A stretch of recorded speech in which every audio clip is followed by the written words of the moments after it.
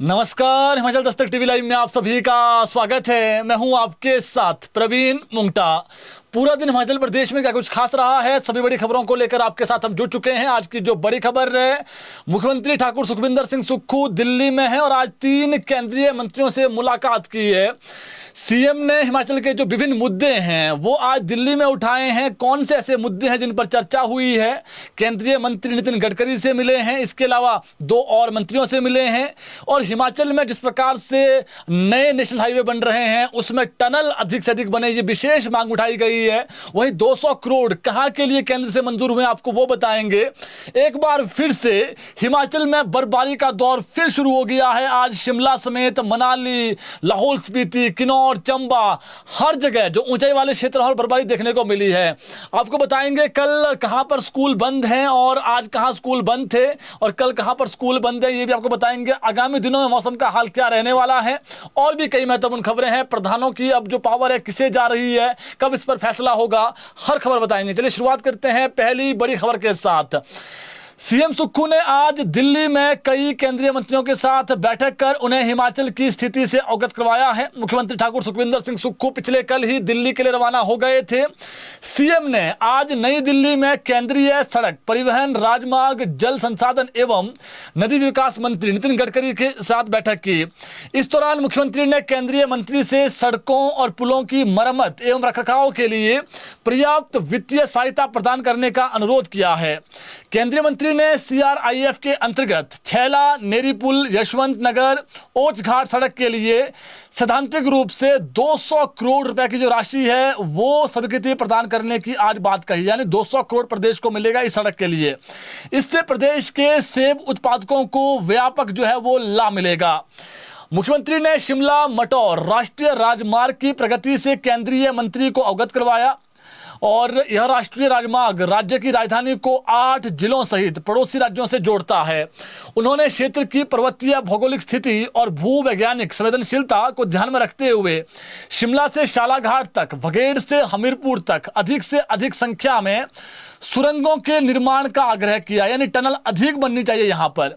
इसके अतिरिक्त उन्होंने पैकेज 4 के अंतर्गत 4 लेन निर्माण के लिए डीपीआर तैयार करने की प्रक्रिया में तेजी लाने का भी आग्रह किया, जिसमें चिलबहाल स्थित हमीरपुर बाईपास के छोर से भंगवाड़ तक हिस्सा तथा नया उत्तरी हमीरपुर बाईपास शामिल है। मुख्यमंत्री ने कहा कि गत मानसून के कारण चिलबहाल से पक्का बरोह खंड में विभिन्न स्थानों पर भारी क्षति पहुंची है और पिछले 5 से 6 वर्षों में इस सड़क के सुदृढ़ीकरण का कोई कार्य नहीं किया गया है। यह सड़क विभिन्न धार्मिक स्थलों तक पहुंचने में महत्वपूर्ण है और उन्होंने NH03 के चिलबहाल से पक्का बरोह खंड को विकास एवं रखरखाव कार्यों के लिए हिमाचल प्रदेश लोक निर्माण विभाग NH विंग को सौंपने के लिए जो है वो आवश्यक निर्देश जारी करने का अनुरोध किया है। वहीं उन्होंने NHAI द्वारा 38.37 करोड़ रुपए की स्वीकृति प्रदान करने का भी अनुरोध किया। केंद्रीय मंत्री ने इस राशि को मंजूरी प्रदान करते हुए राज्य सरकार को पूर्ण सहयोग प्रदान करने का आज आश्वासन दिया है। इसके अलावा सीएम सुक्खू ने केंद्रीय वन, पर्यावरण एवं जलवायु परिवर्तन मंत्री भूपेंद्र यादव के साथ भी आज महत्वपूर्ण बैठक की है और बैठक में मुख्यमंत्री ने केंद्रीय मंत्री को राज्य के वास्तविक ट्री कवर 29.5% और आधिकारिक रूप से दर्ज 27.99% के बीच पाई गई विसंगति के बारे में अवगत करवाया। उन्होंने कहा कि यह विसंगति राज्य के वन एवं ट्री कवर की समेकित जो है वो गणना में वनों के बाहर के पेड़ों, ट्री आउटसाइड फॉरेस्ट को शामिल न किए जाने के कारण उत्पन्न हुई है।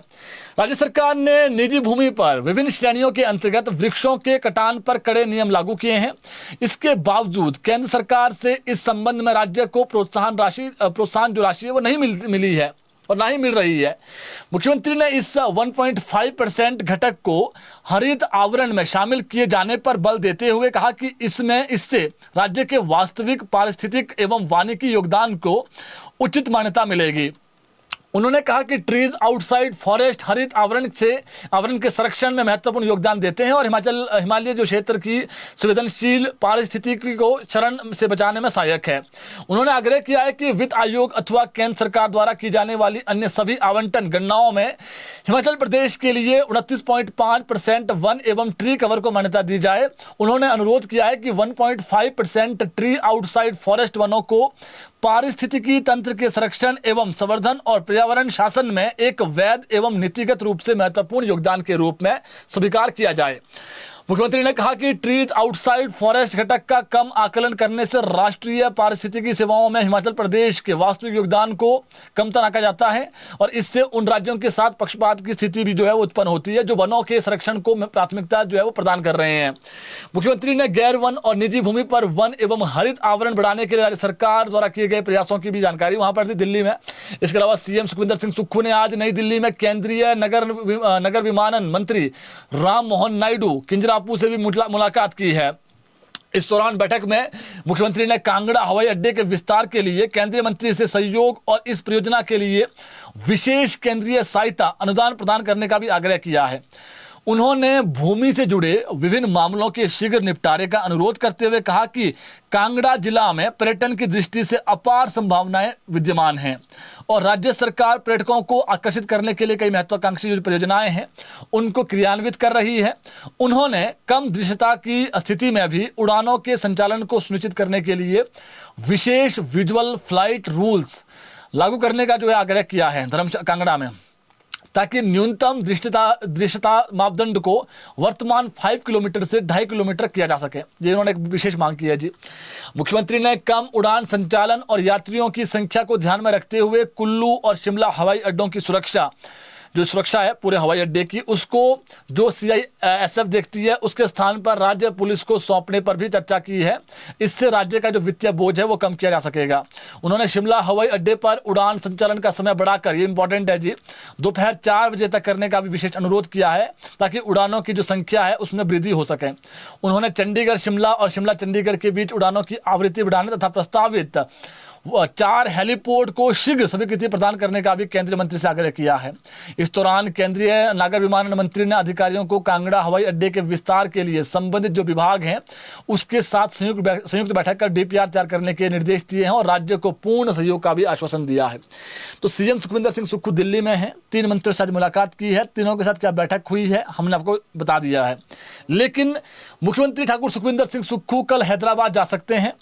हैदराबाद में विंग्स इंडिया कार्यक्रम में वो भाग ले सकते हैं। हालांकि अभी शेड्यूल फाइनल नहीं हुआ है लेकिन संभावना है। लेकिन आज सीएम दिल्ली में ही है जी। कल अगर मौसम साफ रहता है तो वापसी आ सकते हैं। लेकिन एक जो कार्यक्रम है वहां पर हैदराबाद में, वहां पर भी सीएम जा सकते हैं, लेकिन फाइनल नहीं हुआ है। कुछ देर के बाद सीएम का जो शेड्यूल है फाइनल होना है। इसके अलावा एक बड़ी अपडेट है, प्रदेश के इतिहास में पहली बार सभी 3577 पंचायतों में जो एडमिनिस्ट्रेटर हैं, प्रशासक, वो नियुक्त किए जाएंगे। मौजूदा पंचायत प्रतिनिधियों का जो कार्यकाल है 5 वर्ष का, वो इसी 31 जनवरी को जो है वो समाप्त हो रहा है, 31 जनवरी 2026 को। और कार्यकाल समाप्त होते ही प्रदेश की सभी पंचायतें स्वतः भंग हो जाएगी।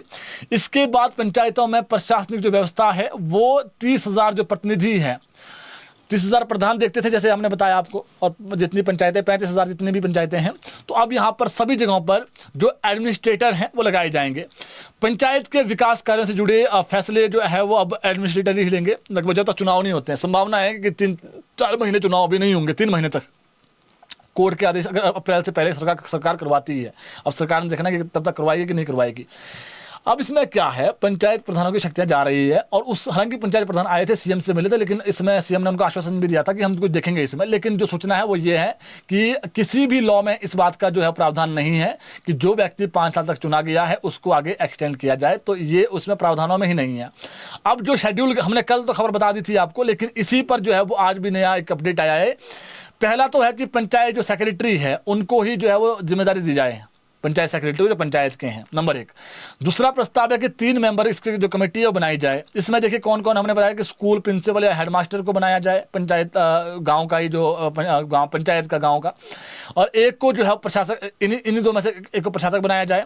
और इसी कमेटी में 3 लोगों में, एक तो हो गया प्रिंसिपल, एक हो गया प्रिंसिपल या हेडमास्टर, या फिर कमेटी में ग्राम रोजगार सेवक और पंचायत जो सचिव है उसको सदस्य बनाया जाए। अब इस पर जो आखिरी फैसला है वो 30 तारीख को सीएम लेंगे। पंचायती राज मंत्री अनिरुद्ध सिंह के पास जो प्रस्ताव है विभाग ने भेजा हुआ है, फाइल पहुंच चुकी है और फाइल में जो हमने बताया यही फाइल में है। लेकिन अब सीएम क्या करते हैं वो तो सीएम के हाथ में। जानकारी के अनुसार सीएम 30 जनवरी को इस पर फैसला लेंगे। वहीं अब इसमें अपडेट हमारे पास ये कि पंचायत समिति जो सदस्य हैं इनकी शक्तियां जो है वो फिलहाल वीडियो SCBPO या फिर पंचायत जो इंस्पेक्टर है इनको सौंपी जा सकती है इन्हीं में से। वहीं जिला परिषद का जो अध्यक्ष की जो शक्तियां हैं वो ADC ADM और जो प्रोजेक्ट ऑफिसर ITDP है इनको सौंपी जा सकती है। ये भी प्रस्ताव आया हुआ है। अब इसमें सीएम देखेंगे किसको शक्तियां देनी है। अब सीएम हो सकता है सीएम पंचायत सेक्रेटरी को ही दे दे, तो अगर पंचायत सेक्रेटरी को नहीं देनी है तो फिर जो 3 सदस्यीय कमेटी है इनको दी जाएगी। इसके अलावा जो 32 नई पंचायतें बनेगी इसमें सीधा और स्पष्ट चीज़ें हैं। प्रस्ताव आ गया है सरकार के पास और इसमें सूचना के अनुसार इसमें जो वोटर्स हैं वो 3000 से लेकर जो 5000 वाली पंचायतें हैं उनमें से जो है पंचायतें टूटेगी। और पंचायतें टूटने के बाद क्या होगा कि कम से कम 1200 से 1500 के आसपास जो वोटर हैं वो अब नई पंचायतों में होंगे। 5000 वाली कम करके 5000 वाली, इसमें से 1500 के आसपास जो वोटर है वो रहेंगे। इस पर भी सरकार ने फैसला लेना है, सीएम सुक्खू ने इस पर फैसला लेना है, कैबिनेट ने फैसला लेना है। वहीं राज्य चुनाव आयोग ने पहले ही जो है वो ऑर्डर जारी किए हैं। 28 फरवरी तक जो है वो चुनावी जो रोस्टर वो जारी करने के आदेश पहले ही हो चुके हैं और जो डिलिमिटेशन है वो पूरे प्रक्रिया की जाए ताकि 30 अप्रैल से पहले चुनाव हो सके। अब सरकार इसमें क्या करती है, सरकार के हाथ में और संभावना है कि कुछ समय सरकार और मांग सकती है। इसके अलावा प्रदेश कांग्रेस अध्यक्ष विनय कुमार ने कहा कि गणतंत्र दिवस के राष्ट्रीय समारोह के दौरान देश ने एक बार फिर देखा कि मोदी सरकार किस प्रकार से लोकतांत्रिक मर्यादाओं, संसदीय परंपराओं और विपक्ष के सम्मान को लगातार ठेस पहुंचा रही है। उन्होंने आरोप लगाए हैं। लोकसभा में विपक्ष के नेता राहुल गांधी और राज्यसभा में विपक्ष के नेता कांग्रेस अध्यक्ष मल्लिकार्जुन खड़गे को जानबूझकर तीसरी पंक्ति में बैठाना न केवल प्रोटोकॉल का उल्लंघन है बल्कि यह भाजपा सरकार की तानाशाही मानसिकता और लोकतांत्रिक संस्थाओं के प्रति उनकी दुर्भावना को उजागर करता है। विनय कुमार ने कहा कि यह व्यवहार न केवल शर्मनाक है बल्कि यह दर्शाता है कि केंद्र सरकार विपक्ष की आवाज से कितनी भयभीत है। उन्होंने आरोप लगाए जी। शिमला से ये जो प्रेस नोट है वो जारी हुआ है। इसके अलावा गणतंत्र दिवस के मौके पर प्रदेश सरकार ने विभिन्न जिलों में बंद 397 सजा याफ्ता कैदियों को सजा में जो है वो छूट देने का ऐलान किया है। यानी जो कैदी जेल में सजा काट रहे हैं इनको छूट दी है। यह छूट अच्छे आचरण वाले कैदियों को दी जा रही है। इसका लाभ राज्य की जेलों में बंद हुए जो अभी बंद है कुल 1083 दोषियों में से 397 को मिलेगा। सरकार की तरफ से बताया गया है कि आजीवन कारावास सहित 10 साल से अधिक सजा काट चुके कैदियों को 45 दिन की जो छुट्टी है वो दी जाएगी, जबकि 5 साल से अधिक और 10 साल तक सजा पाने वाले जो कैदी है उनको 30 दिन की छूट मिलेगी। इसी तरह 3 साल से अधिक और 5 साल तक का सजा काट रहे कैदियों को 21 दिन की और 1 साल से अधिक और 3 साल तक सजा पाने वालों को जो है 15 दिन की तथा 6 महीने से अधिक और 1 साल की जो सजा पाने वाले जो कैदी है इनको 7 दिन की छुट्टी मिलेगी। सरकार ने स्पष्ट किया कि यह छूट केवल उन्हीं कैदियों को दी जाएगी जिनका जेल के दौरान आचरण अच्छा रहा है। NDPS एक्ट, पोक्सो एक्ट, भ्रष्टाचार निवारण अधिनियम, गैर कानूनी गतिविधियां रोकथाम अधिनियम, आतंकवाद फिरौती के लिए अपहरण, आदतन अपराधियों, पैरोल से फरार कैदियों और अन्य गंभीर अपराधों में दोषी कैदियों को इस छूट से बाहर रखा गया है, यानी ये इसमें नहीं है सम्मिलित। अब बात करते हैं आम जनता की कि जो HRTC की बसों में हिम बस कार्ड बनाए जा रहे हैं ये कब तक जो है वो बना सकेंगे और इसका अभी टेंटेटिव जो है वो अभी इसमें फाइनल नहीं हुआ है कि कब से पूर्ण रूप से लागू होंगे कार्ड। बताते हैं पूरी खबर आपको। HRTC ने आज आंकड़ा जारी किया है। HRTC की बसों में सफर करने के लिए लगभग 70,000 लोगों ने अभी तक हिम बस कार्ड बना दिए हैं। यह आंकड़ा अभी तक आया जी। इतने लोग सरकारी बसों में सफर करने के इच्छुक हैं। HRTC के यह हिम बस कार्ड तो धड़ाधड़ बनाए जा रहे हैं, लेकिन अभी तक यह तय नहीं हुआ है कि योजना को प्रदेश में कब से लागू किया जाएगा। माना जा रहा है कि 1 फरवरी से इसे लागू कर दिया जाएगा, मगर अभी तक सरकार की तरफ से इस पर कोई ऑर्डर नहीं हुए हैं, जिसका इंतजार चल रहा है। बताते चलें कि HRTC की तरफ से सरकार को लिखा गया है कि योजना को शुरू करने की तारीख बताई जाए। HRTC ने सरकार को लिख दिया है। अब सरकार ने देखना है कब तक इसमें होता है। सरकार तय करेगी कि 21 दिन से इस योजना को जो है वो शुरू करना है, क्योंकि पहले यह कहा जा रहा था कि 1 फरवरी से इसे लागू कर दिया जाएगा, परंतु अभी यह तय नहीं हुआ है। इतना ही नहीं, हाल ही में मुख्यमंत्री ठाकुर सुखविंदर सिंह सुक्खू ने यह आश्वासन भी दिया है कि पुलिस कर्मचारियों को हिम बस कार्ड नहीं बनाने होंगे, मगर इस पर भी अभी तक सरकार की तरफ से लिखित रूप से जो ऑर्डर हैं HRTC को वो नहीं आए हैं। इसलिए इस पर फिलहाल अभी संशय लग रहा है। अब देखना होगा कि सरकार इसमें क्या निर्देश जारी करती है, क्योंकि HRTC इसकी एवज में भी सरकार से पैसा चाहती है। हिम बस कार्ड से ही अगर बसों में रियायती सफ़र होना है तो महिलाओं को भी हिम बस कार्ड पर ही जो है वो सफ़र की सुविधा मिलेगी, तभी उन्हें जो है आधे किराए की जो रियायत है वो हासिल होगी। इसके अलावा जिन श्रेणियों को सरकार रियायती सफ़र प्रदान करती है उनको भी हिम बस कार्ड बनाना कंपलसरी है, जिसमें सरकार ने पुलिसकर्मियों को तो राहत दी है, लेकिन जो अन्य लोग हैं, मीडिया है और भी कई लोग हैं, तो इनको फिलहाल हिम बस कार्ड बनाना कंपलसरी है। और अभी तक जो है वो लिखित रूप से जो है सरकार की ओर से कोई ऐसे निर्देश नहीं आए हैं कि पुलिस को भी जो है वो छूट दी जाए, लेकिन ये हो सकता है अभी 2-3 दिन में हो जाए।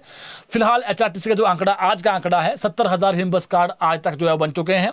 और ये जो योजना है, HRTC तो चाहता है कि फरवरी से शुरू हो जाए, लेकिन इसमें सरकार, क्योंकि CM ने इसमें फैसला लेना है, और तो ये है कि अब इसमें वैसे जो है वो कंडक्टर भी जो है वो जो अपनी मशीनों में उन्होंने शुरू कर दिए हैं बस कार्ड लेना, लेकिन ये अभी जैसे HRTC में आपने कार्ड बना दिए हैं, HRTC जो मशीन है उसमें स्वाइप हो रहे हैं कार्ड, लेकिन आधिकारिक रूप से योजना को कब लागू किया जाएगा इस पर CM सुक्खू ने फैसला लेना है, सरकार ने फैसला लेना है। इसके अलावा प्रदेश में आज बैंक कर्मचारी और अधिकारी एक दिवसीय हड़ताल पर रहे लोगों को काफी दिक्कतों का सामना करना पड़ा। यह हड़ताल United forum of bank unions के देशव्यापी आह्वान पर की गई, जिसमें प्रदेश की 9 बैंक यूनियनों ने भाग लिया। हड़ताल का मुख्य कारण था जो है वो सरकारी कार्यालयों की तरह 5 दिवसीय कार्यप्रणाली जो है वो बैंकों में भी लागू की जाए। हड़ताल के चलते प्रदेश के विभिन्न हिस्सों में बैंकिंग सेवाएं प्रभावित रही। इस देशव्यापी हड़ताल में देश भर से 8 लाख से अधिक बैंक कर्मचारियों और अधिकारियों ने आज इसमें भाग लिया। हिमाचल के विभिन्न जिलों में सार्वजनिक क्षेत्र के बैंकों के साथ साथ निजी बैंकों के जो कर्मचारी है उन्होंने भी इसमें हिस्सा लिया, जिसके कारण आज लेन देन, कैश काउंटर और अन्य जितने भी बैंकिंग कार्य हैं उस पर असर पड़ा। प्रदर्शनकारियों ने कहा कि LIC, RBI सहित सारे विभागों में 5 दिन का काम है, तो फिर बैंक कर्मचारियों के साथ भेदभाव क्यों किया जा रहा है। हड़ताल के दौरान UAFVU हिमाचल प्रदेश के संयोजक नरेंद्र शर्मा ने मीडिया से बातचीत में बताया कि United forum of bank union वर्ष 2015 से लगातार 5 दिवसीय बैंकिंग प्रणाली लागू करने की जो मांग कर रहा है। उन्होंने कहा कि यह मांग वर्ष 2015 में हुए 9वें द्विपक्षीय समझौते के दौरान भी उठाई गई थी। उस समय केंद्र सरकार ने महीने के दूसरे और चौथे शनिवार को बैंक बंद रखने का निर्णय लिया था, जबकि पहले, तीसरे और 5वें शनिवार को पूरे दिन कार्य होता है। नरेंद्र ने स्पष्ट किया है कि यह हड़ताल किसी के विरोध में नहीं है, बल्कि लंबे समय से लंबित मांगों की ओर सरकार का ध्यान आकर्षित करने के उद्देश्य से की गई है। UAFVU ने उम्मीद जताई है कि केंद्र सरकार इस मांग पर गंभीरता से जो है विचार करेगी। इसके अलावा आज NIT हमीरपुर स्थित विश्राम गृह पहुंचे PWD मंत्री विक्रमादित्य सिंह ने मीडिया से बातचीत में बताया कि प्रदेश में भारी बर्फबारी और बारिश के कारण 2 NH सहित कुल 618 सड़कें अभी भी बंद पड़ी हुई है। इन सड़कों को बहाल करने का जो कार्य है वो विभाग युद्धस्तर पर कर रहा है। उन्होंने आश्वासन दिया है, ये भी आज और अभी भी चला हुआ है कार्य। बीते 3 दिनों में हुई भारी बर्फबारी और बारिश के कारण प्रदेश भर में करीब 1250 सड़कें बंद हो गई थी, जिनमें से अधिकांश को बहाल कर दिया गया है, लेकिन अभी भी 618 सड़कें बंद हैं। अवरुद्ध सड़कों को खोलने के लिए प्रदेश भर में से अभी जो आंकड़ा दिया है सरकार की तरफ से, PWD डिपार्टमेंट ने आज 503 JCB और जो रोबो मशीनें हैं वो लगा रखी है। विक्रमादित्य सिंह ने कहा कि लोक निर्माण विभाग की टीमें सड़कों पर जो है वो सड़कों को बहाल करने के लिए लगातार प्रयासरत हैं और आम जनता को परेशानी ना हो इसका भी ध्यान रखा जा रहा है। सरकार की प्राथमिकता है कि प्रदेश में यातायात व्यवस्था जो है वो जल्द से जल्द सामान्य हो। उन्होंने कहा कि भारी हिमपात से जहां एक और जनजीवन प्रभावित जरूर हुआ है, लेकिन दूसरी तरफ जो किसान बागवान हैं उनके लिए जो है वो ये सौगात से कम नहीं है। उन्होंने स्पष्ट किया है कि प्रदेश सरकार हालात पर लगातार नजर बनाए हुए हैं और प्रभावितों की हर संभव जो मदद है वो की जाएगी। पर्यटकों से अपील करते हुए PWD मंत्री विक्रमादित्य सिंह ने आज कहा कि हिमाचल में पहुंच रहे सैलानी सड़क सुरक्षा नियमों का पालन करें। और उन्होंने कहा कि अक्सर देखने में आता है कि कुछ पर्यटक जो है वो सड़क किनारे वाहन छोड़कर चले जाते हैं, जिससे यातायात जो है बाधित होता है और जाम की स्थिति बन जाती है। ऐसी स्थिति में पुलिस और जिला प्रशासन को सख्त कदम उठाने की जरूरत है। उन्होंने कहा कि ठंड और बर्फबारी के कारण सड़कों पर फिसलन बहुत अधिक है और इसलिए वाहन चलाने वाले जितने भी लोग हैं सावधानी बरतें और जहाँ पर फिसलन है वहाँ पर अपने वाहन न ले जाएं। PWD मंत्री विक्रमादित्य सिंह ने भरोसा दिलाया कि लोक निर्माण विभाग और प्रशासन मिलकर हर स्थिति से निपटने के लिए जो है वो पूर्ण रूप से तैयार है। इसके अलावा एक और चौंकाने वाली खबर, दुखद खबर भी, हालांकि गनीमत रही कि भगवान ने जो है बच्चों को बचा लिया। कांगड़ा जिला के जयसिंहपुर में आज सुबह एक निजी स्कूल बस सड़क हादसा का शिकार हो गई। इस हादसे में 17 बच्चे सवार थे, छोटे बच्चे, और इसमें टोटल 20 लोग थे। 17 बच्चे थे, एक चालक था, एक परिचालक था और एक मैडम थी उनकी। घायलों को जो है वो तुरंत घेरा जो वहाँ पर खैरा CHC में भर्ती करवाया गया, जबकि 8 घायल पालमपुर रेफर किए गए। अभी जो कुछ देर पहले अपडेट हमारे पास आई है, हालांकि सभी बच्चे सुरक्षित हैं। एक बच्चे को गंभीर चोट लगी और जो कंडक्टर है उसको टांडा रेफर किया गया है। सभी बच्चे पहाड़ा गांव में स्थित एक निजी स्कूल में पढ़ते हैं और तकनीकी खराबी आने के बाद स्कूल बस हादसे का शिकार हुई है और हादसे के कारणों की जांच जो है वो की जा रही है। और पुलिस ने मामला दर्ज कर जांच शुरू कर दी है। तो हमारी ये अपील है जी, जितने भी स्कूल है प्रदेश में, आप स्कूल की जो बसें हैं उसका प्रॉपर रखरखाव करें। छोटे बच्चे बेचारे, कई बच्चे छोटे छोटे नर्सरी में पढ़ते हैं, केजी में पढ़ते हैं, दूसरे में पढ़ते हैं बच्चे, तो उन्हें ज़्यादा जानकारी नहीं होती है। जो बड़े लोग होते हैं वो पकड़ के थोड़ा बचने की कोशिश कर लेते हैं, जहाँ पर छोटे भी है। छोटे बच्चों को एकदम से सिर पर चोट लग सकती है। तो हालांकि इसमें 17 बच्चे सवार थे जी। अभी एक बच्ची थोड़ी गंभीर है, तो उसको टांडा मेडिकल रेफर किया गया। बाकी सारे जो है पट्टी उनको कर दी गई, थोड़ा थोड़ा ब्लड उनको लगा था, वो जो है वो उनको घर भेज दिया गया है। एक कलयुगी बेटा कहेंगे हम आपको, कांगड़ा जिला के इसमें जो एक कलयुगी बेटा है, और इसने इंसानियत को तार तार किया ही है। जो माँ बाप का एक रिश्ता होता है, माँ बाप और बच्चे का रिश्ता होता है, उसको भी तार तार किया इसने, बच्चे ने। कांगड़ा जिला के बैजनाथ के नगहेड़ गांव में एक बेटे ने अपने पिता की हत्या कर दी। बीच बचाव के दौरान आरोपी ने अपनी मां से भी मारपीट की। पुलिस से मिली जानकारी के अनुसार बीती रात को आरोपी बेटा सुरेंद्र कुमार, इसका नाम है जी, ये घर पर आया और अपनी मां राम प्यारी के साथ उलझने लगा। इस दौरान मां को आरोपी से बचाने के लिए छोटा भाई ने दखल किया। इस दौरान आरोपी ने दोनों पर हमला कर दिया। इस दौरान आरोपी के पिता 78 वर्षीय जगदीश चंद, ये भी जो है वो जब शोर शराबा वहाँ पर हुआ तो ये बीच बचाव के लिए वहाँ पर पहुँच गए। इस पर आरोपी बेटे ने सारे रिश्ते नाते भुला करके अपने पिता को ही बेरहमी से पीटा और लात घूंसे बरसाए। इस दौरान जो पिता है वो बेसुध हो गए। परिजन लहूलुहान हाल में घायल जगदीश, जो पिता थे उस व्यक्ति के, कलयुगी बेटे के, वो जो है सिविल अस्पताल ले गए, बैनाथ ले गए पिता को, जो घर वाले हैं, लेकिन डॉक्टर ने वहाँ उन्हें मृत घोषित कर दिया। फिलहाल मां राम प्यारी की शिकायत पर जो पुलिस से उन्होंने आरोपी बेटे को गिरफ्तार कर लिया है और जांच जारी है। तो ऐसे लोग भी हमारे समाज में हैं, तो सच में सोचने वाली बात है। अब बात करते हैं मौसम की, स्कूल छुट्टियों की, और स्कूल जो अभी रास्ते हैं वो कहाँ बंद हैं। प्रदेश के अधिकतर भागों में आज भी बारिश बर्फबारी का जो पूर्वानुमान था, हमने आपको कल खबर बता दी थी कि आज बर्फबारी होगी। ऊंचाई वाले क्षेत्रों में बर्फबारी का जो दौर है वो फिर से शुरू हो गया है। शिमला में आज हल्के हल्के फाहे गिरे हैं, लेकिन फागू कुफरी में भारी बर्फबारी के कारण रोड बंद हुआ है अभी कुछ देर पहले। कई भागों में भारी बारिश बर्फबारी का जो दौर है वो देर रात भी जारी रहेगा। शिमला में भी आज कुछ देर बारिश के साथ जो बर्फ के फाहे हैं रिज मैदान पर वो गिरे हैं। वहीं कुफरी और नारकंडा में भी बर्फबारी हुई है। वहीं किन्नौर, लाहौल स्पीति, चंबा और कुल्लू के अधिकांश ऊंचे वाले क्षेत्रों में बर्फबारी देखने को मिली है और मनाली में बर्फबारी हुई है। चंबा के भरमौर में 6 इंच, स्पीति में 1 इंच, रोहतांग में 4 इंच के आसपास जो बर्फबारी है वो अभी तक हो चुकी है, अभी बर्फबारी जारी है। वहीं स्नोफॉल के साथ साथ आज बर्फीले तूफान, शीतलहर और ओलावृष्टि का भी अलर्ट है। इसे देखते हुए टूरिस्ट समेत लोकल लोगों को जो है वो अधिक ऊंचाई वाले जो क्षेत्र है वहाँ पर न जाने की सलाह दी गई है। स्थानीय प्रशासन के द्वारा, सरकार के द्वारा भी एडवाइजरी जारी की गई है जी। तो लोगों से हमारी भी अपील है कि आप ऐसे स्थानों पर न जाएं जहाँ पर जो है वो भारी बर्फबारी हो रही है। वहीं कुल्लू जिला प्रशासन ने जो है वो अटल टनल स्नो गैलरी में फंसे, देखिए इसमें इंपॉर्टेंट किया है, जो अटल टनल है वहाँ पर जो 2 पर्यटक हैं अटल टनल के पास जो है वो फंस गए थे, तो उनको दोनों को सुरक्षित बचाया गया है। आज सुबह फ़ोन के माध्यम से सूचना प्राप्त हुई कि 2 व्यक्ति जो है वो जो स्नो गैलरी धुंधी के पास बर्फ़ में फंस गए हैं। सूचना मिलने के बाद अटल टनल सुरक्षा में तैनात पुलिस टीम की ओर से तुरंत दोनों सिलेंडर को रेस्क्यू किया गया और सुरक्षित मनाली की तरफ उनको ले जाया गया है। आपको बता दें इनमें झारखंड के 28 वर्षीय रामेश्वर हैं और यूपी के 19 वर्षीय जो है वो दीपक शामिल हैं, लड़के ये दोनों। उधर जिला कुल्लू के कुछ भागों में भारी बर्फबारी होने के चलते जो है वो आज स्कूल भी बंद रखे गए थे, स्कूलों को बंद रखने का निर्णय लिया गया था। उप दंडाधिकारी जो है वो एसडीएम ने जो है वो आज कुल्लू में जो है वो आज लगभग, क्योंकि वहाँ पर भारी बर्फबारी हुई, पारिस्थितिकी जो है वहाँ पर जो संवेदनशीलता को देखते हुए जो वहाँ पर है वहाँ पर कुछ स्कूलों में जो है वो कुछ जो वहाँ पर स्कूल थे वहाँ बंद रखा गया और विद्यार्थियों की सुरक्षा को ध्यान में रखते हुए 13 के आसपास जो स्कूल हैं वो वहाँ पर बंद रखे गए आज कुल्लू में, कल कुल्लू सब डिवीज़न में। जबकि जो मनाली है और जो बंजार है वहाँ पर सभी जो शैक्षणिक संस्थान आज बंद थे। अब कल का बता देते हैं आपको, कल भी यहाँ पर जो हमारी बातचीत हुई है जिला प्रशासन से कि कुछ देर बाद फैसला लिया जाएगा। तो कुल्लू इसमें देखिए मनाली और बंजार में जो फैसला है, कल स्कूल खुले रहेंगे कि नहीं रहेंगे इस पर फैसला कुछ देर बाद डिसीजन लेना है। अब स्कूल कल कहाँ बंद है? कल लाहौल और उदयपुर में भारी बर्फबारी के चलते जो डीसी है वहाँ पर उन्होंने स्कूल बंद करने का निर्णय लिया है। तो लाहौल और उदयपुर में कल भारी बर्फबारी के चलते स्कूल बंद रहेंगे। अब जो रास्ते हैं वो कहाँ बंद हैं? ठियोग चौपाल रोड खिड़की के पास बंद है और ठियोग मार्ग पर भारी फिसलन है और ठियोग नारकंडा जो रोड है वो बंद हो गया है जी। फागू कुफरी रोड भी बंद हो गया है, फिसलन है, रिस्क है बहुत ज़्यादा।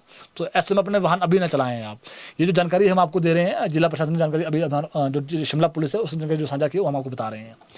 अब बात करते हैं कल से मौसम कैसा रहने वाला है। कल से वेस्टर्न डिस्टर्बेंस थोड़ा कमजोर पड़ेगा, लेकिन कल भी इसका असर देखने को मिलेगा। 28 और 29 तारीख को जो ऊंचाई वाले क्षेत्र से लाहौल स्पीति की ऊंची चोटियां हैं, चंबा की ऊंची चोटियां हैं, कुल्लू की ऊंची चोटियां, वहां पर बर्फबारी होने की संभावना है। जैसे शिमला मेन सिटी, कल वहां पर यहाँ पर बर्फबारी नहीं होगी, लेकिन कल भी जो है वो जो ऊंची चोटियां हैं जैसे लाहौल स्पीति, किन्नौर, चंबा और कुल्लू की, तो यहाँ पर बर्फबारी होने की संभावना है। इसके अलावा 30 जनवरी को मौसम पूरे प्रदेश में साफ हो जाएगा। 30 को मौसम साफ है जी। 31 जनवरी को एक बार फिर से वेस्टर्न डिस्टर्बेंस एक्टिव हो जाएगा। इससे क्या होगा कि 1 फरवरी तक जो है वो अच्छी बारिश बर्फबारी देखने को मिलेगी। तो ये मान के चलिए कि जो 1 फरवरी है उसमें भी जो है प्रदेश में मौसम खराब रहने वाला है, यानी 31 तारीख से फिर मौसम खराब हो जाएगा और 1-2 को भी मौसम खराब है। तो ये मान के चलिए कि अभी मौसम का जो क्रम है ये लगातार खराब रहने वाला आगामी दिनों में। और कल भी, आज देखिए रात को बर्फबारी होने की संभावना है, और इसके बाद भी अगले 10-12 घंटे ऐसे हैं। लाहौल स्पीति, किन्नौर, चंबा, कुल्लू, मंडी और शिमला, यहाँ पर ऊंची चोटियों पर और जो मध्यम ऊंचे वाले जो क्षेत्र हैं जिसको आप मिडल हिल्स कह सकते हैं, वहाँ पर जो जानकारी प्राप्त हुई है हमें मौसम विज्ञान केंद्र शिमला से, अगले 13-14 घंटे यानी कल दोपहर तक लगातार मौसम खराब बना रहेगा। उम्मीद है कि अच्छी बर्फबारी देखने को मिलेगी, और जो किसान बागवान हैं वो तो चाह रहे हैं कि बर्फबारी हो जाए ताकि जो है वो थोड़ी राहत मिले। और जो हिमाचल प्रदेश में लगभग 5500 करोड़ की आर्थिकी है एप्पल की, और जो किसान है वो अपनी फसल लगाते हैं, तो इससे अच्छी फसल, क्योंकि अभी जब जिस वक्त बर्फबारी होगी उसके बाद फिर जो है वो जो किसान हैं वो अपनी फसलों को लगाएंगे। और जो बागवान हैं वो चाहे वो सेब में तौलिए करने हैं या फिर खाद डालनी है, तो वो उसके बाद कर पाएंगे। तो जो आज के बाद बड़ी खबरें थी आज की मैंने बता दी है। अगले 10-12 घंटे बर्फबारी हो गई है अभी भी ऊंचे वाले स्थानों पर, और जो मिडल हिल्स और जो लो हिल्स और बारिश होने की संभावना है। और फिर जो मौसम है वो 31 से एक बार फिर से खराब हो जाएगा। तो बड़ी खबरें बता दी हमने आपको। बुलेटिन शेयर जरूर करें ताकि और लोगों तक भी अपडेट पहुंच सके। धन्यवाद।